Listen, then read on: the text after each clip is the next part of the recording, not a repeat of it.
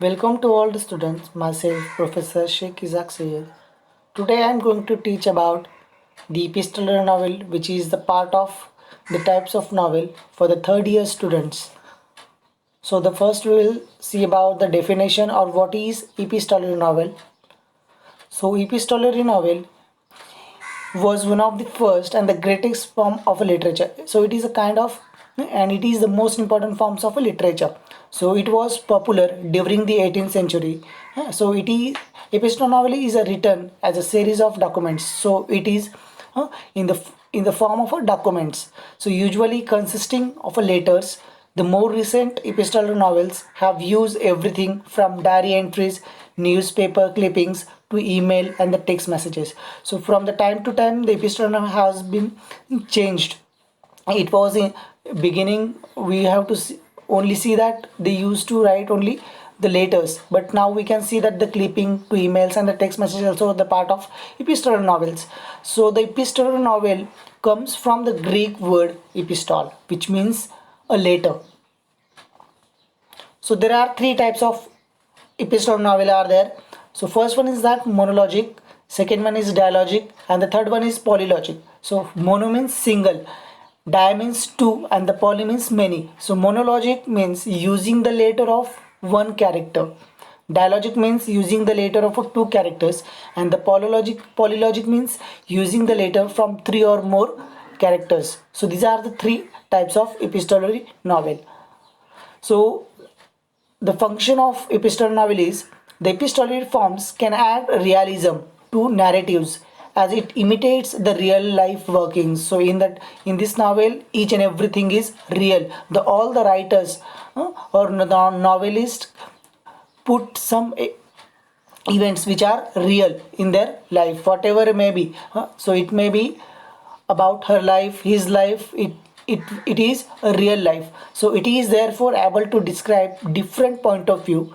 The primary function of the form of a writing is to give readers an intimate view of a character's feelings and thoughts and develop a direct connection with the events through the letters without interference of the author.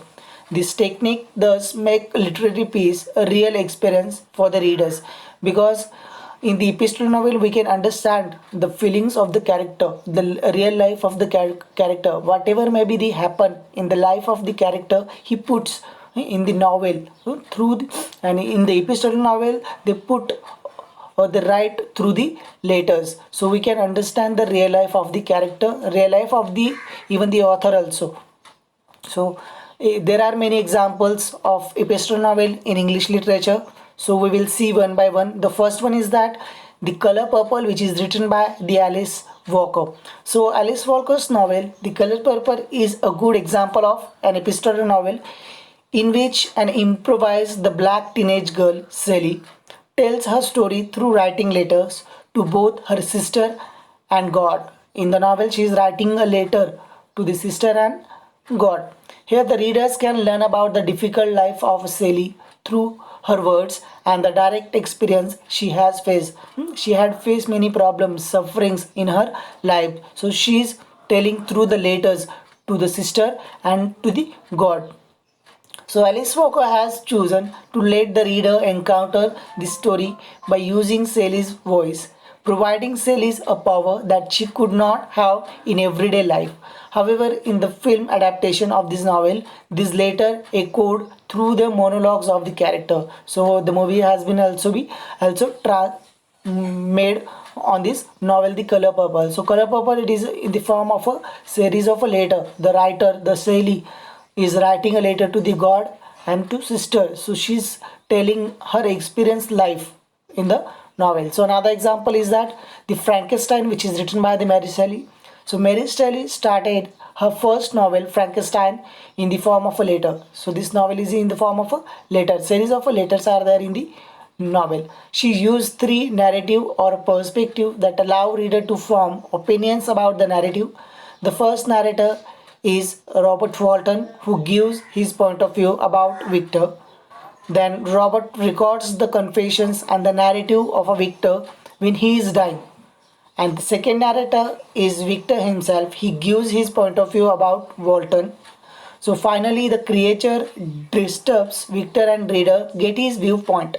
It is Walden who starts and ends this novel by relating a series of events through letters to his sister, creating suspense by using the word demon.